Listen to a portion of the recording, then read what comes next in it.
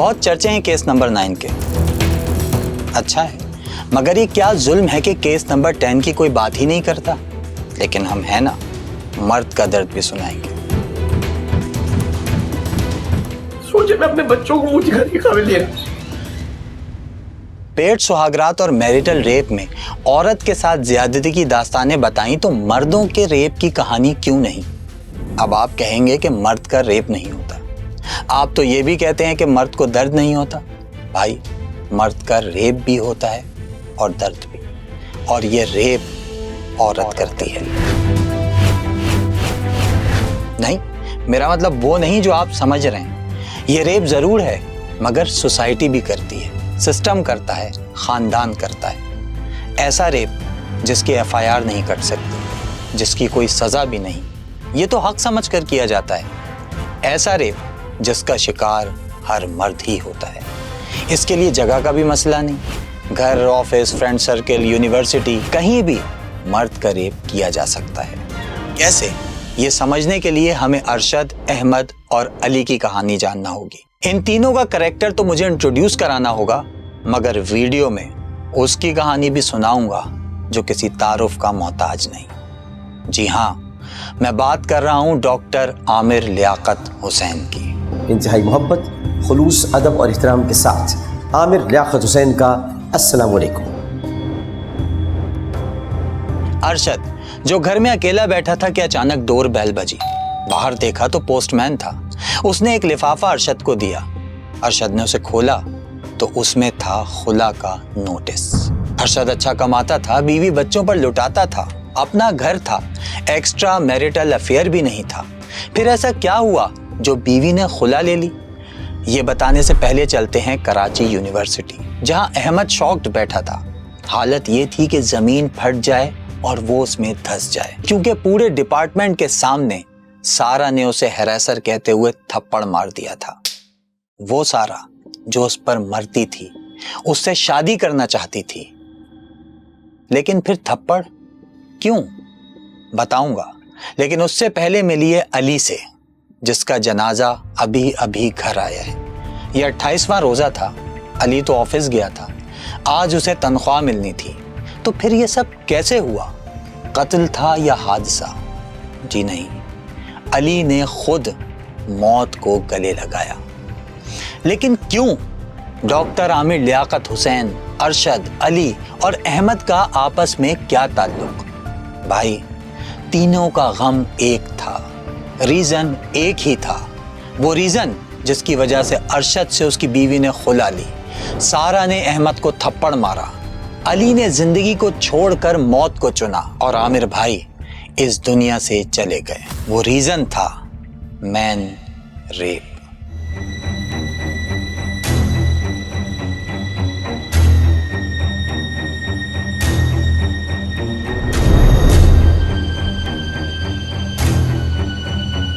हमारे कंट्री में मर्दों का जो बेड़ा गर्क है वो यूरोप अमेरिका से ज्यादा होने वाला है थोड़े दिनों में। लड़का हो के ऐसे करता है, लड़का हो के ऐसे लड़कियों वाली हरकतें करता है। मैं आपको ऐसी बहुत सी एग्जांपल्स दे सकता हूँ जहाँ पे एक बीवी ने जो है वो बाहर किसी थर्ड पर्सन से एक्स्ट्रा मैरिटल अफेयर रखा हुआ है अपनी ख्वाहिशात पूरी करवाने के लिए। उसने कहा था शौहर बहुत मिल जाएंगे, घर नहीं मिलेगा। किरदार तो भूल जाए, कौन किरदार देखने आया, अब तो पैसा चाहिए। मैं उसके लिए पागल हो गया था। बस ये दिमाग में रहता था कि मैं इसको प्रायोरिटी पे रखूं और जो इसकी रिक्वायरमेंट है, जो इसकी नीड है, वो एनी हाउ फुलफिल करूं। ऑफिस में शाजेब खानजादा के लिखे गए केस नंबर 9 की बात हो रही थी, तो मैंने कहा मैं केस नंबर 10 पर बात करना चाहता हूं। मगर मैन रेप का मुकदमा पेश करने पर सब मेरे अगेंस्ट हो गए। मुझे मेरे दफ्तर के अंदर ही कहा गया कि मर्द का तो रेप हो ही नहीं सकता। मर्द कोई बच्चा थोड़ी है जो औरत उसका फाइनेंशियली या मेंटली रेप कर दे। मेरे भाई, आज की वीडियो में समझाऊंगा अपने ऑफिस के स्टाफ को भी और आपको भी कि औरत मर्द का रेप कैसे करती है। मेरे टीचर कहते थे कि सहाफ़ी का कोई मजहब नहीं होता, और मैं कहता हूं कि मसले का कोई जेंडर नहीं होता। मसला तो मसला होता है, उसको औरत या मर्द की नज़र से ना देखें, बल्कि उसे हल करने की कोशिश करें। लेकिन हल तो तब होगा ना जब हाईलाइट हो। चलिए इसे हाईलाइट भी करते हैं और सॉल्व भी। उस दिन आमिर भाई बहुत उदास थे जब उन्होंने ये आखिरी वीडियो रिकॉर्ड की। मैं उनका प्रोड्यूसर रह चुका हूँ, बोल में उनके साथ काफ़ी अरसा काम किया। उनकी दूसरी शादी भी मेरे ही सामने हुई थी। उन्हें बहुत करीब से देखा है मैंने।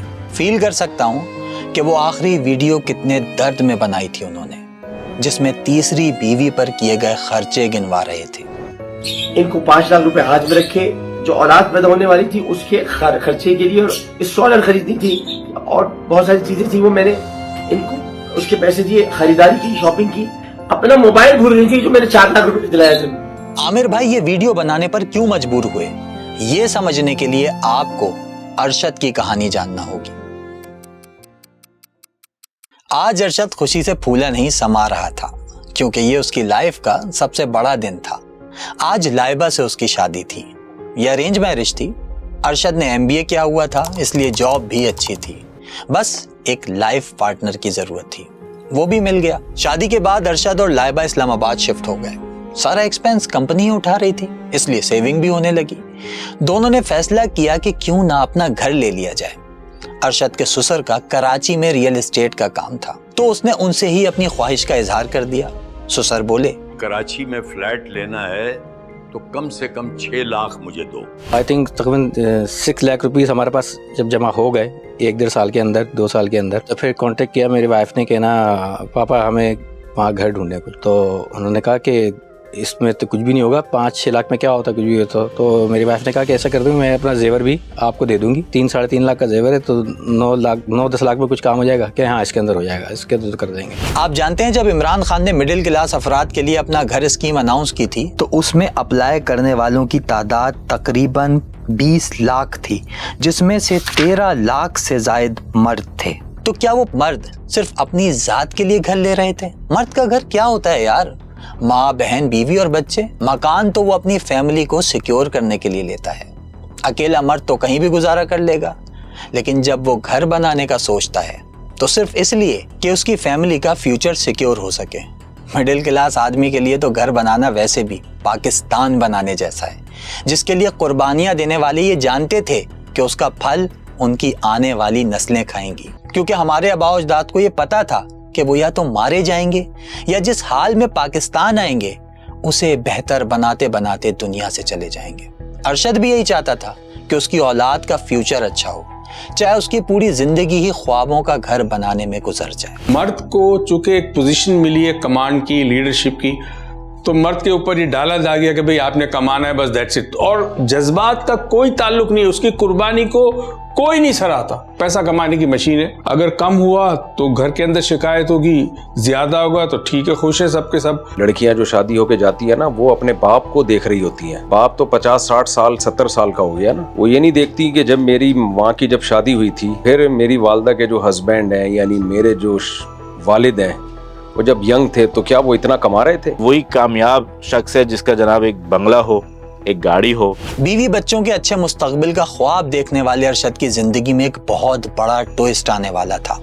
वो क्या था, ये बताने से पहले जानते हैं अहमद की कहानी, जो आज बहुत खुश था क्योंकि सारा से उसकी दोस्ती हो गई थी।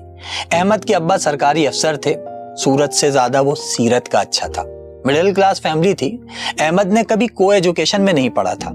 यूनिवर्सिटी उसके लिए एक नई दुनिया थी, और वहीं उसे सारा मिली, दिखने में बहुत मासूम। अहमद तो उसी वक्त सारा को दिल दे बैठा, मगर कुछ बोला नहीं। दोनों का एक ही डिपार्टमेंट था, एक ही क्लास में पढ़ते थे। अहमद सारा से बात करना चाहता था, मगर मौका नहीं मिल रहा था कि टीचर ने किसी असाइनमेंट के लिए ग्रुप बनाया जिसमें वो दोनों साथ थे। बस फिर क्या था, दोस्ती हुई और बात बढ़ती चली गई। अहमद सारा को हर तरह से खुश करने की कोशिश करता, उसकी पसंद नापसंद का ख्याल करता, खर्चा करता, नखरे उठाता, और सारा वो समझ गई थी कि अहमद उसे पसंद करने लगा है। इसीलिए उसने अहमद से मजीद फरमाइशें करना शुरू कर दी। मैंने उसको प्रपोज भी नहीं किया फर्स्ट, क्योंकि नॉर्मल हमारी कैजुअल बात चलती रही। थोड़ा आउटिंग्स भी होने लगी हमारी, जहाँ पे मैं उसके लिए कुछ लेकर आया करता था, चीज़ें जैसे कि स्नैक्स वगैरह, बहुत सारी चीज़ें होती हैं, गिफ्ट्स वगैरह। बट मैं इंट्रैक्शन अपनी ज़ाहिर नहीं कर पाया। बॉन्ड हमारा बहुत ज़्यादा स्ट्रॉन्ग हो रहा था, और उसके साथ साथ उसकी डिमांड्स ही बहुत बढ़ी। हर लड़की देखती है कि फलां लड़की के पास ये है, ये ब्रांड्स हैं, इस तरह के कपड़े पहने हुए, इस तरह के शूज़ पहने हुए, उसके हाथ में ये मोबाइल है, तो वो फिर शॉर्टकट्स ढूंढती है। वो ढूंढती है कि कोई मुझे शुगर डैडी मिल जाए। हमारी जो एक्सपेक्टेशन है ना वो अनरियलिस्टिक हद तक चली गई हैं ऊपर। सोसाइटी ने मर्द का निकनेम पैसा रख दिया है। किरदार, गुफ्तार, इखलाक की सब कुछ मीनिंगलेस हो चुका है। लड़का बस पैसे वाला हो, फिर चाहे वो पैसे करप्शन के हों या उसके बाप के, इससे कोई फर्क नहीं पड़ता। और फिर पैसा ही वो वजह है कि आप ऐसी जोड़ियां देखकर हैरान होते हैं।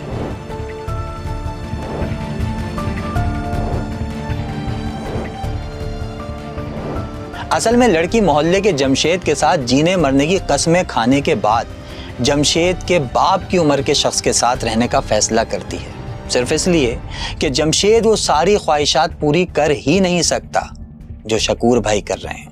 जैसे आमिर भाई ने अपनी तीसरी बीवी की हर ख्वाहिश पूरी की। मुझे सबसे पहले इन्होंने गाड़ी गिफ्ट की। इस शख्स का फाइनेंशियली ही नहीं, मेंटली रेप भी हो रहा था। दुनिया की सारी आसाइशें देकर भी वो अपना रिश्ता ना बचा सके। मेरे घर के, मेरे कल्ब के दरवाजे आज भी खुले, वो जब चाहे आज मैं उसको हाथ तक नहीं लगाऊंगा। अगर छोटी उम्र की लड़कियां अपने बाप की उम्र के मर्द के साथ अखलाक और किरदार की वजह से ही शादियां करती हैं, तो फिर मुझे एक ऐसी लड़की दिखा दो जिसने किसी गरीब बूढ़े से शादी की हो। मेरे भाई, अच्छी जिंदगी गुजारना सबका हक है, लेकिन सिर्फ पैसा होना अच्छी जिंदगी की श्योरिटी नहीं, वरना आज आमिर भाई और दानिया साथ होते।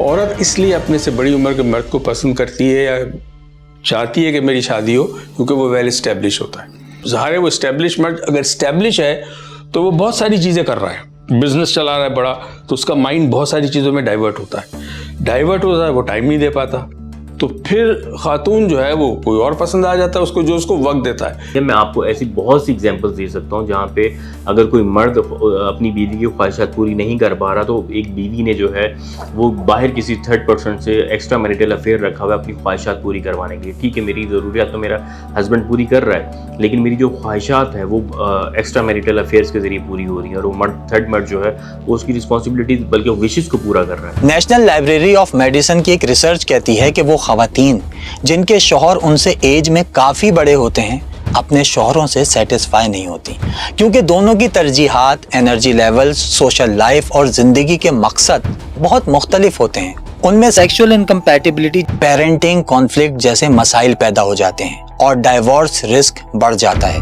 रिस्क पर तो खैर अली भी था। अली भूल तो नहीं गए, इंट्रो में मैंने बताया था ना कि जो ऑफिस गया था सैलरी लेने, लेकिन जनाजा घर आया। 1 साल पहले ही उसकी जॉब लगी थी, 5 बहनों का एक लौता भाई था, तनख्वाह नॉर्मल थी, गुजारा भी हो रहा था, लेकिन इस नॉर्मल तनख्वाह की भी एक कीमत थी। वर्कलोड, बॉस की धमकियां, नॉर्मल सैलरी में एबनॉर्मल काम। आजकल जो जॉब करवाता है या जो कंपनीज है, बिजनेसमैन है, वो फ्री में पैसे नहीं देते। वो अगर आपको 30,000 40,000 दे रहे हैं तो आपसे 60-70 हज़ार का काम भी ले रहे हैं। ये मर्द ही कर रहा है इस सोसाइटी में, बहुत ही खतरनाक तरीके से कमा रहा है। वो अपनी सेहत का ख्याल नहीं रख पा रहा है, वो अपनी ज़हनी सेहत का ख्याल नहीं रख पा रहा है। छुट्टी तो मैं करता ही नहीं हूँ, चाहे कुछ भी हो जाए, चाहे आंधी है, तूफान है, किराए का घर, फिर छोटे बच्चों की फीस वगैरह देनी होती है। अगर वो बड़ी ऑफिस में भी काम कर रहा है, वहाँ उसके स्ट्रेसेस है, टेंशन्स है, अगर उसको सेल्स के टारगेट है तो वो उसको पूरे करने। लोग कहते हैं कि बेटा पैदा होने पर ज्यादा खुशी मनाई जाती है, हर कोई चाहता है कि पहला बेटा हो। भाई, क्या कभी सोचा है कि लोग ऐसा चाहते क्यों हैं? लड़के के दुनिया में आने से पहले ही उससे उम्मीदें लगा ली जाती हैं। वालिदैन गरीब हो तो कहते हैं हमारा सहारा बनेगा, जितने लड़के होंगे उतना पैसा आएगा, सब काम करेंगे। मिडिल क्लास हो तब भी पूरा घर लड़के की तरफ ही देखता है कि ये करेगा जो करेगा। वालिदैन अमीर हों तो कहते हैं कि जायदाद और बिजनेस संभालेगा, डॉक्टर बनेगा, इंजीनियर या पायलट बनेगा। उससे नहीं पूछा जाता कि वो क्या चाहता है। अपने बोझ के साथ साथ दूसरों की ख्वाहिशात और उम्मीदों का बोझ भी लड़के को ही उठाना पड़ता है। और वो लड़का जब बड़ा होकर मर्द बनता है तो सुबह उठते ही अपनी जिंदगी का पहले हिसाब करता है। खाने के पैसे, घर के बिल, पैसे बचाने का कोई रास्ता, बच्चों की फीस, बाप की दवाई, माँ का इलाज। इस फिक्र में उसकी पर्सनल लाइफ, इमोशंस, ख्वाहिशात सब कहीं दफन हो जाता है। सुबह सवेरे हम निकलते, शाम तक सिर्फ कमाते ही रहते और रात को खाना खा के सो जाते, फिर अगली सुबह यही चलता रहता है। फीलिंग्स कहाँ से रहेंगी? जब सिर्फ हम पैसे कमाने की मशीन ही बन चुके हैं। मर्द के जहन में बहुत कुछ सवार होता है कि मुझे पढ़ना है, जल्दी पढ़ना है, फिर जल्दी से जॉब लेनी है, फिर उस जॉब में जल्दी से ऊपर भी जाना है, प्रमोशन हासिल करनी है, ताकि एक मैं इतना कमा सकूं कि मैं घर भी ले सकूं, मैं गाड़ी भी ले सकूं, मैं शादी भी कर सकूं, मैं अपने बहन भाइयों को भी सपोर्ट कर सकूं, मैं अपने माँ बाप को भी कर सकूं। अरशद भी पैसे कमा रहा था, जमा कर रहा था। बीवी ने जेवर भी बेच दिया, मगर जो फ्लैट मिला वो 15 लाख का था। अरशद के ससुर ने कहा चलो तुम मुझसे उधार ले लो और उसे देते रहना, घर अपना भी हो जाएगा। और ऐसे ये घर अरशद ने अपनी बीवी के नाम पर ले लिया। लेकिन कहते हैं ना कि जब इंसान को मिलता है तो वो और ज्यादा की तरफ जाता है।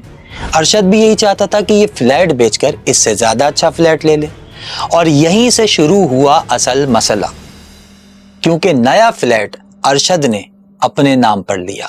1-1.5 साल तो ठीक चला, फिर उसके बाद मेरी वाइफ को ना क्या हुआ कि उन्होंने कहा ना ये घर ना मेरे नाम करो। मैंने बोला नाम मतलब क्या, चलना ना भी चलने दो, क्योंकि हमें यहाँ पे थोड़ी रुकना है, अभी और आगे करेंगे इंशाल्लाह, घर में जाएंगे अपने घर का, क्योंकि जमीन भी अपनी और छत भी अपनी। नाम करने में भी 1-1.5 लाख रुपए लगेगा, तो मैंने बोला ये कर्जा पूरा उतरने दो। लेकिन बीवी ने एक न सुनी, बल्कि इस पर झगड़े शुरू हो गए। एक दिन अरशद के ससुराल में तकरीब थी।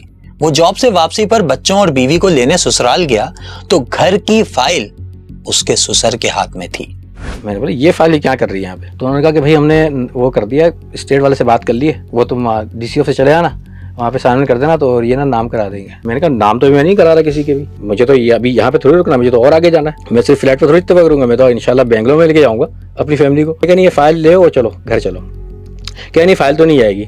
अक्सर तलाक देखी गई है कि जहाँ खानदान बीच में आता है, अगर औरत अपनी माँ से रोज बात करती है, अपनी बहन से रोज बात करती है, ये परेशानी है, और वहाँ से उसको फीडबैक मिलता है, तो ये फिर रिश्ते के अंदर मसले शुरू हो जाते हैं। हमारे एक दोस्त हैं, उनकी रिलेशनशिप चल रहा था लव मैरिज का शदीद। वो ब्रेकअप इस पॉइंट पे आके हुआ कि लड़की ने कहा तुम मेरे घर पे मेरे नाम पे एक घर लगवाओ 1.25 करोड़ से 1.5 करोड़ की मालियत का।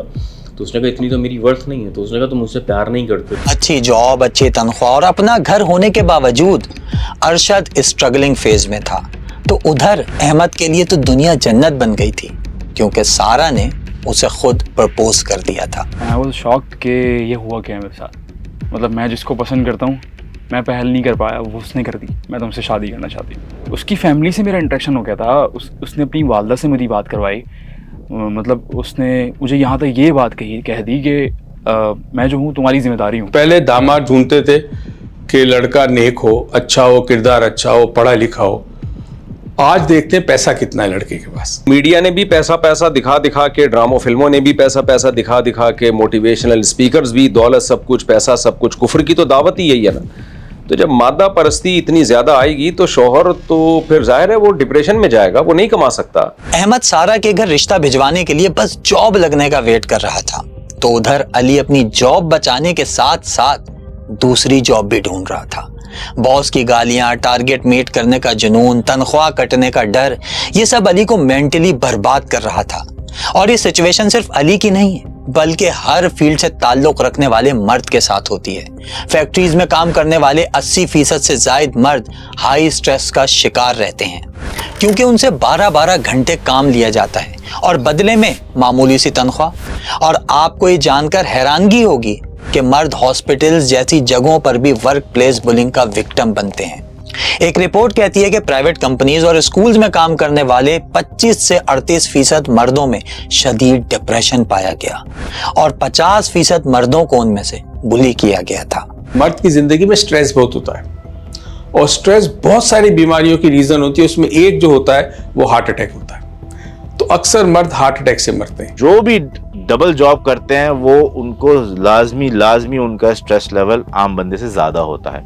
नींद पूरी नहीं होती तरह से। आप अगर ऑफिस जॉब है तो आप 24 में से 18 घंटे अगर बैठे हुए हैं तो वही फिजिकल बीमारियों का बाइस है। जरा सोचिए, एक मर्द सुबह जल्दी उठकर काम पर जाता है इसलिए क्योंकि पैसे ना कट जाएं। बॉस लंबी दाढ़ी, 5 वक्त का नमाजी, मगर तनख्वाह ऐसी ऑफर करता है कि काफिर भी शर्मा जाएं। उसमें से भी पैसे काटने के लिए बेताब रहता है। फिर दिन भर गधे घोड़ों की तरह काम करना, गलती हो जाने पर बॉस के रूम में या भरे ऑफिस में जलालत अलग। सेल्फ रिस्पेक्ट की धज्जियां उड़ जाती हैं भाई, मगर कुछ कह नहीं सकते क्योंकि जॉब जाने का डर भी होता है।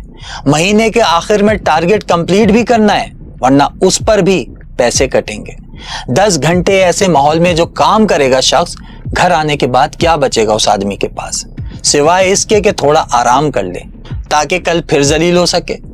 मगर तब घर वालों की शिकायत, तनख्वाह कम है, वक्त पर नहीं देते, पैसे क्यों कटे, ये कैसा काम हुआ, फला के बेटे को देखो, फला के शौहर को देखो, कितना कमा रहा है, कितना कामयाब है। और इसी कंपैरिजन की वजह से हमारी सोसाइटी में तलाकों का रेशियो बढ़ रहा है। हमारे माँ बाप यूजुअली समझते हैं कि ऐसे में करूँगा तो बच्चा मोटिवेट होगा कि यार मैं भी मेहनत करता हूँ, अपने दोस्त से आगे निकल जाता हूँ। ऐसा नहीं होता और डीमोटिवेट हो जाता है बच्चा कि वो और डिप्रेशन के उस स्पाइरल में चला जाता है। अब आप कहेंगे यार ये तो इस्लाम कहता है कि बीवी का नान नफका पूरा करना मर्द की जिम्मेदारी है। बिल्कुल है, लेकिन यहाँ तलाकें या खुला नान नफका पूरा ना करने पर नहीं हो रही, क्योंकि अब जरूरियात की जगह ख्वाहिशात ने ले ली है। तो सोशल मीडिया पे देख रहे हैं कि जी वो व्लॉगर अपनी वाइफ को मलेशिया घुमा के ला रहा है, व्लॉगर जो है अपनी वाइफ को थाईलैंड घुमा के ला रहा है और कहाँ कहाँ झूलों में बिठा रहा है। और लड़कियां एहसास से कमतरी में जाती हैं कि हमारा हस्बैंड तो हमें अंडा मोड़ के 2 पराठे नहीं खिला सकता ले जाके। तो भाई वो व्लॉगर हैं, वो पैसे वाले लोग हैं। तो ये नेचुरल नॉर्मल नहीं होता सब जगह, किसी के पास होता है लेकिन मेजॉरिटी के पास इतना पैसा नहीं होता। एक रिपोर्ट कहती है कि लाहौर में 2021 में 11,000 से ज्यादा खुला के केसेस दायर हुए, 2022 में 13,000, 2023 में 14,000 और 2024 में 16,000 से ज्यादा केसेस रिपोर्ट हुए। सिंध हाई कोर्ट की वेबसाइट पर लिखा है कि 2020 में 11,000 से ज्यादा खुला के केसेस हुए, जबकि 2021 में उनमें 37% इजाफा हुआ और 2022 में 16,000 से ज्यादा खुला के केसेस रिपोर्ट हुए। यानी पिछले 5 सालों में 1,70,000 बीवियों ने अपने शौहरों को छोड़ने का फैसला किया। तो क्या ये सारे मर्द बुरे थे, बदकिरदार थे या अपनी बीवियों को मारते थे? ऐसा नहीं है मेरे भाई, हर बार मर्द विलन नहीं होता। जैसे अरशद, वो तो अपनी बीवी और बच्चों का हीरो बनना चाहता था, लेकिन उसकी बीवी ने उसे अपनी नजरों में और सबके सामने मुजरिम बना दिया। रोज रोज के झगड़ों से तंग आकर अरशद ने भी बड़ा फैसला कर लिया। फैमिली सिस्टम तबाह होगा। जब मर्द को पता चल जाएगा यार शादी के बाद बखेड़े ही बखेड़े हैं, तो वो कहेगा गर्लफ्रेंड बनाओ, इस्तेमाल करके उसको टिश्यू पेपर की तरह फेंको जाके, जैसे वो करते हैं उस सोसाइटी में होता है। और वहाँ रेप इतने ज़्यादा होते हैं ना मगरबी दुनिया में, आपको आम लोग नहीं बताएंगे। ये मैंने अपना बैग पैक किया, मैंने राशन रखा, उनके हाथ में आई थिंक 3,500-4 हज़ार रुपये थे, ये दिए। और क्या कहते हैं इसको, मैंने बोला कि और वो चाबी, तो मैंने बोला भाई ये तीनों चीज़ें रखी हुई हैं, इन तीनों चीज़ों में से कोई भी कमी हो ना, राशन कम हो जाए तो मुझे बता देना, पैसे ख़त्म हो जाए तो मुझे बता देना, ठीक है। और ये घर की चाबी रखी हुई है, तुम्हें घर मुबारक हो। मेरे माँ बाप ने मुझे इसलिए नहीं पाला था या इसलिए इतने वो काबिल नहीं किया था कि मैं उनकी गालियाँ सुनूं। अच्छा, निकलते निकलते बस मैंने एक वो बोला, मैंने बोला ये बताओ कि तुम्हें घर चाहिए, आखिरी मरतबा पूछा हूँ तुमसे, तुम्हें घर चाहिए या शौहर चाहिए? रज़ा भाई इसी बात की उसने जब भी मेरा दिल कमज़ोर होता ना उसकी तरफ से कि चलो मिल लो, कुछ कर लो, वो लफ्ज़ सुन के ना याद करके मैं तसल्ली कर लेता हूँ। उसने कहा था शौहर बहुत मिल जाएंगे, घर नहीं मिलेगा। उसने कहा था शौहर बहुत मिल जाएंगे, घर नहीं मिलेगा। और फिर जो हुआ वो मैं आपको इंट्रो में बता चुका हूँ। अरशद की वाइफ ने ईंटों के मकान के लिए अपने रिश्तों का घर कॉम्प्रोमाइज कर दिया और खुला ले ली। आज वो मकान उन्हीं का है, बच्चे भी माँ के साथ हैं, लेकिन अरशद जिसने वो घर ही बीवी बच्चों के लिए लिया था वो नहीं रहा। ये नहीं, अगर मैं अपनी ज़ात को देखूं तो मैंने अपनी बीवी से, अपने ससुर से 9 लाख रुपए थे उधार। उसके सिलसिले में मैंने जब अकाउंट वो निकाले, अकाउंट स्टेटमेंट निकाले मैंने, तो जब मैंने इनको टोटल किया तो मैंने 24,40,000 रुपए दे दिए थे। एक अरशद का घर था जो लालच और जिद की भेंट चढ़ गया, तो उधर अहमद का घर बनने से पहले ही उजड़ गया। जब उसने सारा को बताया कि मेरे घर वाले तुम्हारे घर आना चाहते हैं, तो सारा मामला ही पलट गया। तो उसने मुझे मना कर दिया शादी का। मैं शॉक हुआ कि यार ये क्या सीन है। तो थोड़ा सा मैं गुस्सा हो गया। मैंने उससे पूछा कि क्यों तुमने मुझे इनकार किया है, बताओ मुझे। उसने मुझे थप्पड़ मार दिया, यूनिवर्सिटी में लॉबी के अंदर थप्पड़ मार दिया उसने मुझे। और फिर लोग जमा हुए लोगों ने पूछा कि भाई क्या हुआ, उसने बोला ये मुझे हैरास कर रहा है। लड़का जब लड़की को लूटता है तो उस पर आवाज उठती है, जब लड़कियां लड़कों को लूटती है तो कोई आवाज उठती नहीं है उस पर। अब फिर आखिर में बच जाने वाला आर्ग्यूमेंट कि मर्द क्या बच्चा है, औरत ने जबरदस्ती तो जेब में हाथ डालकर पैसे निकाले नहीं थे, वो ना देता। तो मेरे भाई, धोखा भी किसी चीज का नाम है। क्या आप जानते हैं कि पाकिस्तान के कानून में अगर कोई मर्द औरत के साथ शादी की कमिटमेंट करके सेक्स कर ले और शादी ना करे तो वो रेप कंसिडर होता है। अब यहाँ ये आर्गुमेंट दे दो कि औरत क्या बच्ची है। जो मर्द औरत को अपनी मोहब्बत के जाल में फंसाकर उनकी प्राइवेट पिक्चर्स लेते हैं तो क्या ब्लेम सिर्फ औरतों पर आता है? मर्द पकड़ा जाता है, मर्द को सजा मिलती है, जो कि मिलनी भी चाहिए। फिर ऐसा औरत के लिए क्यों नहीं? मर्द औरत के दिल से खेले तो विक्टिम औरत, यही काम औरत करे तो मर्द क्या बच्चा था? मर्द औरत को धोखा दे तो मर्द जालिम, औरत मर्द को धोखा दे तो ये उसका फैसला कि वो किसके साथ रहे या ना रहे। क्या औरत धोखा दे नहीं सकती या मर्द धोखा खा नहीं सकता? ऐसा किस किताब में लिखा है? अहमद भी तो सारा से मोहब्बत करता था, लेकिन सारा ने उसे हनी ट्रैप किया। न सिर्फ ट्रैप बल्कि बेइज्जत भी किया यार। लेकिन उधर अली, जिसको घर वालों के सामने अपनी इज्जत बचानी थी। रमजान खत्म होने वाले थे और अली बेसब्री से अपनी तनख्वाह का वेट कर रहा था। 28वें रोजे को आखिरकार उसे सैलरी मिल गई। लेकिन ये क्या, वो खुश होने के बजाय जमीन पर गिर पड़ा। बॉस ने ईद से पहले उसकी आधी सैलरी काट ली थी। अली रोता हुआ बॉस के पास गया। वो ईशा की नमाज पढ़ रहे थे। अली ने गिड़गिड़ा कर कहा, सर मैंने टारगेट पूरा करने की बहुत कोशिश की, ईद सर पर है, प्लीज रहम करें। मगर बॉस बोले, Ali you know I love you, I love your dedication, but rules are rules. पूरा महीना काम करने के बाद हाथ में आधी तनख्वाह, वो घर किस मुंह से जाता? जानता था कि ये पैसे लेकर गया तो घर वाले कितना सुनाएंगे। अली की आंखों में खून उतर आया। दिमाग ने काम करना छोड़ दिया। दिल ने सिर्फ एक ही मुतालबा किया, आजादी। तमाम परेशानियों से, बॉस की झड़कियों से, घर वालों के तानों से मुकम्मल आजादी।